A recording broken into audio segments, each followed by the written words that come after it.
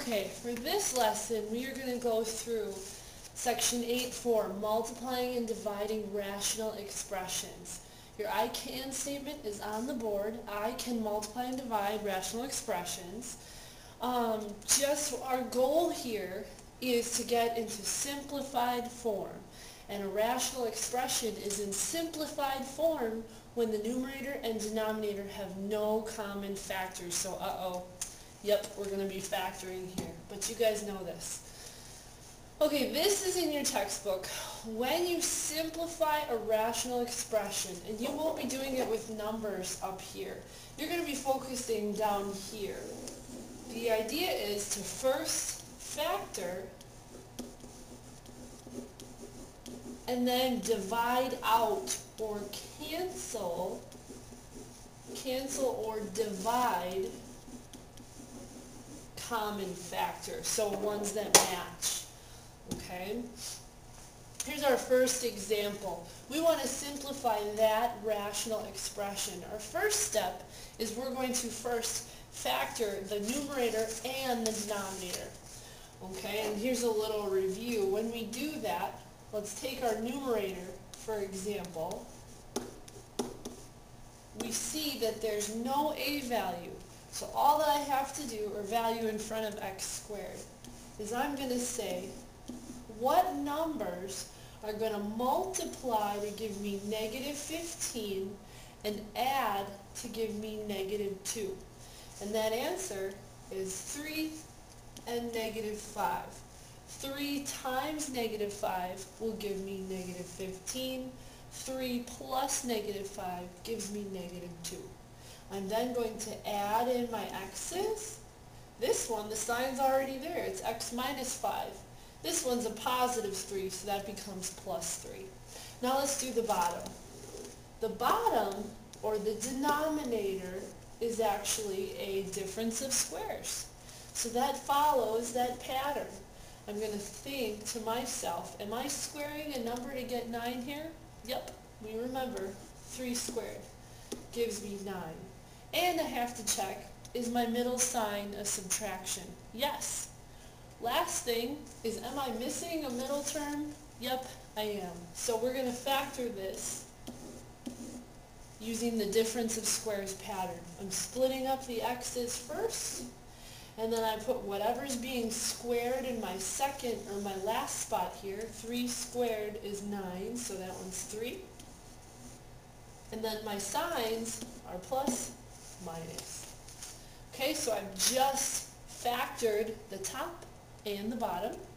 Now I'm going to divide out any common factors. Oh, look at that. X plus 3 and x plus 3 are the same. Whenever you divide the same things in math, they cancel out. So my answer here is x minus 5 divided by x minus 3.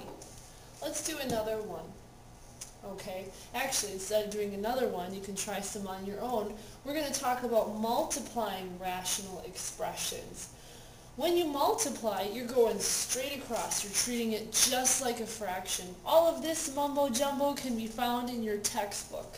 Okay, we would really look at the example here. That's kind of key. We're multiplying two rational expressions, or two fractions. We multiply straight across the top, straight across the bottom. And then we simplify from there.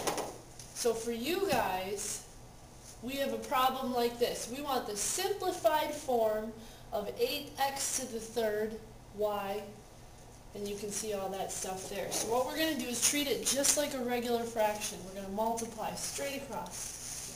We're going to go 8x to the third y over 2xy squared times 7x to the fourth y to the third 4y. We're going to multiply straight across. And I got to keep my numbers straight, and remember, exponents, when I multiply exponents, I have to add them. So let's do our numbers first. We're going to go 7 times 8.